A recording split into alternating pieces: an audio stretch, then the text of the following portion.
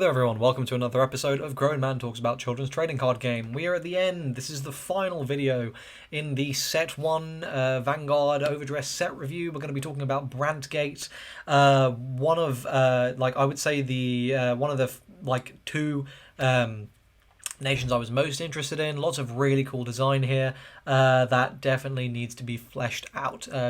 You'll see what I mean as we get through. But before I get started, I just want to say, if you enjoy the content, like the video, subscribe to the channel for more Vanguard content, and be sure to let me know what you think in the comment section down below. But let's get started. So here's the starter, no one cares.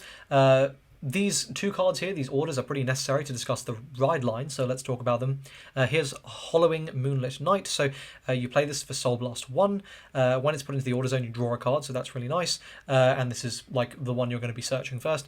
And in the order zone, this does things. It becomes worlds. Cool. The other world order you have access to is, again, Soul Blast 1. When it's put in the order zone, you retire one of your opponent's front row rear guards. And if your zone only has wild cards, then this does the same thing. Notice you don't have to play different ones. It's a very up to you. There's you can do whatever you want with your world order lineup. Yeah, there's not really necessarily a reason to play both. There isn't a reason not to play both. I'm just informing you that you don't have to. Okay, on to the grade 1. So when this is placed on Vanguard, you search your deck for one of the worlds that we've just spoken about, reveal it, put it into your hand, and shuffle your deck. And during the battle, this unit attacked or boosted. If your world is, if you've used it essentially, it gets plus 10k. So the fact that this becomes a 10k booster always means it's fairly easy just to include in your deck, and that is fine. It's also a 10k attacker, which can be nice if you just want to push. So yeah, very versatile card, very nice. The grade 2 here is Cardinaloid Cubisia. When a world's put in your order zone, you choose one of your units and it gets plus 5k until the end of the turn, so that's pretty good. And during your turn, if your world is Abyssal Dark Knight on rear, this gets plus 5k. So again, this is really nice. Getting Abyssal Dark Knight should not be too difficult, since you're guaranteed, since you're searching one of them, and you can play as many as you want. As many as you want, you can just play plenty.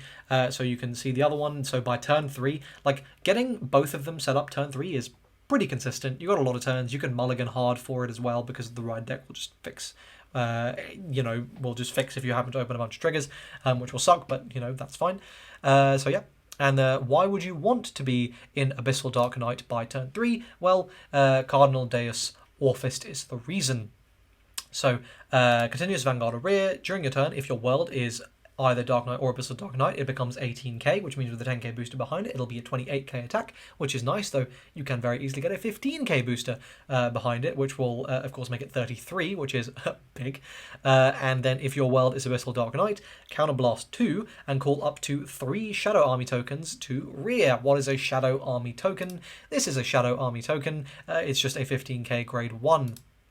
So you get to just flood your back row with 15k boosters. It now makes sense why your grade 1 is a 10k attacker, your grade 2 is a 15k attacker, which means your grade 2 columns will be 30k, so 28, the magic number you're hitting there. And here you can make a very nice little 33k column, which is pretty cool if you just slam the back row there, which is very, very nice indeed.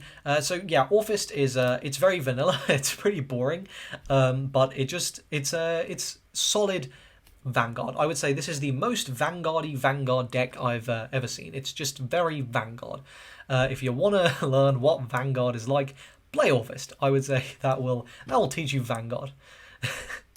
On to the rest of the set. These are the triggers. Very cool artworks. So, useful recharger. When this is placed on guard, you can counterblast 1, and if your world is Dark Knight, it gets 5k shield at the end of the turn. If it's Abyssal Dark Knight, it becomes 15k shield for counterblast 1. That's pretty nice. You will play this.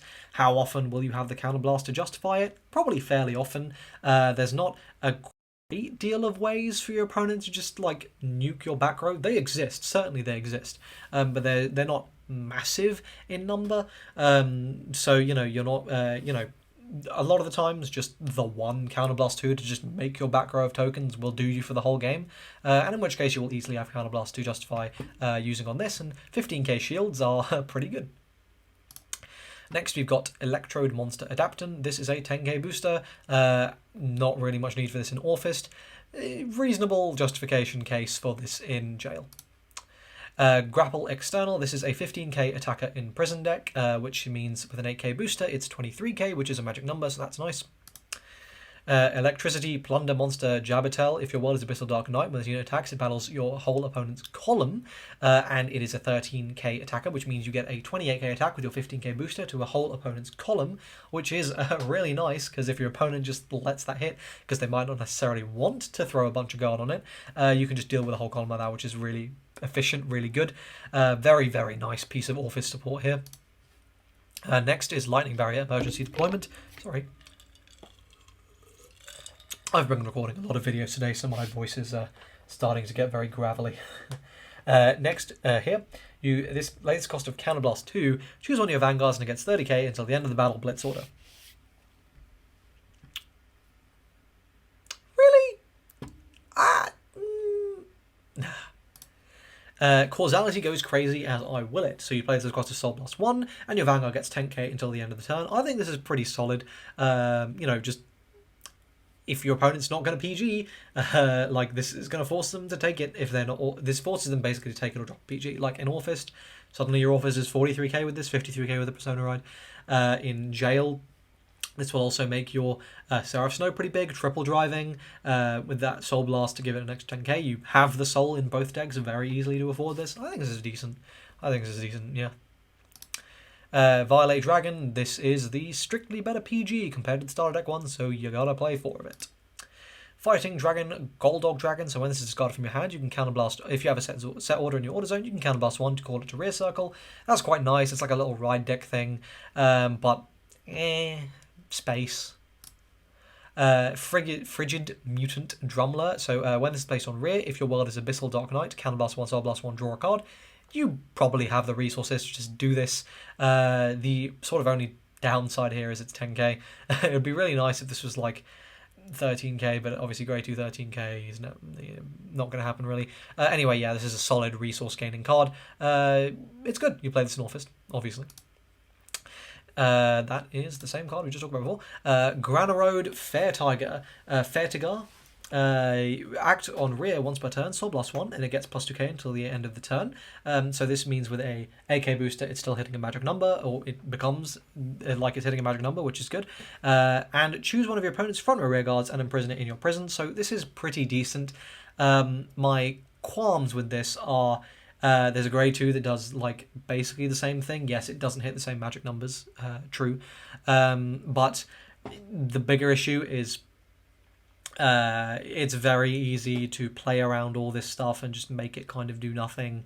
As the opponent, you can pretty easily control like exactly what your opponent has access to, what they can jail. This is a good card, don't get me wrong, but it's also a grade 3, so it's taking away from your guard potential. And, considering that it's really easy to stop Seraph Snow from plussing in the first turn or two when they're on it, so, every guard matters, that's not ideal. Is what it is. Here is the overtrigger. It's very good. It's an overtrigger. I've said my piece. I hate these things. There we go. Detonation Mutant Bobble Mine. At the end of the battle, this unit boosted. If you have a set order, you can countercharge 1. So this is pretty nice in both. It's just a nice option to have. You only have to boost with it. It doesn't have to boost a particular unit or anything. So yeah, it's just a good thing to run a couple copies just to get access to some countercharging. The other double rare here is Hyperspeed Robo Chevel Stud. This is just a transformer. Act on rear once per turn. Counterblast 1, Soul Blast 1. Choose one of your opponent's rear guards, imprison it in your prison. Then, if 3 or more of your opponent's cards are imprisoned in your prison, you draw a card. This is one of the better ways to imprison something because it can just choose anything, and that's pretty good. And it can plus you, though. Again, it's as your opponent. It's as the opponent. It's reasonably easy to control this kind of thing, and just make it very difficult, force them to expend a lot of resources to have one turn where they do something, and then on your turn you can just go like, okay, Counterblast 1, Soul Blast 2, my whole board's back, and they go, and they don't really have the resources to just keep on imprisoning it because they're probably just going to die. So yeah, anyway. The final card for Brandt Gate is Aurora Battle Princess Agrar Rouge, weird way of spelling that. Continuous on rear and guard circle. If 2 or more of your opponent's cards are imprisoned in your prison, this becomes a 15k dagger or a 15k shield. That's a lot easier to achieve, 2 than 3. And auto, when this is placed on rear, Soul Blast 1, choose one of your opponent's front or rear guards and imprison it in your prison. So, again, we have lots of ways of imprisoning front or rear guards for Soul Blast 1. So another sort of neg for Fertigar. This card is really good. This is going to be a staple 4 of in Brandt Gate, but in prison. But let's talk about my overall impressions. I think that Orfist is being big time slept on by a lot of people. I think it's very solid. Mechanically, it's just solid Vanguard. I say slept on. Basically, a lot of people are, putting it on the same tier as Eugene, and let's chill out. Okay, Orfist, it's not Eugene. It's really fucking boring to play, but it rewards solid fundamentals of Vanguard. It doesn't do anything really unfair.